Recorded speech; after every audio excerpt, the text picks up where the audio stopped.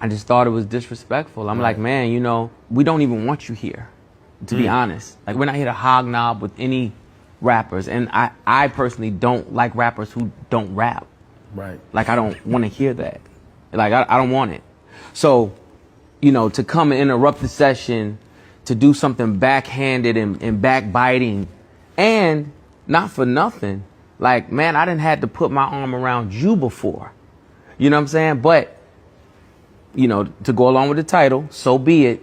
He does this numerous times. You know what I'm saying? He'll do it with his mentor. Right. Ye. You know what I'm saying? He was even instrumental in the whole beef now, the Like That verse. Right. You know what I'm saying? Egging that on. I don't want nobody who don't rap to egg nothing on. You don't rap. Stay out of rappers' business. You specifically stay out of rappers' business. Right. Don't do that.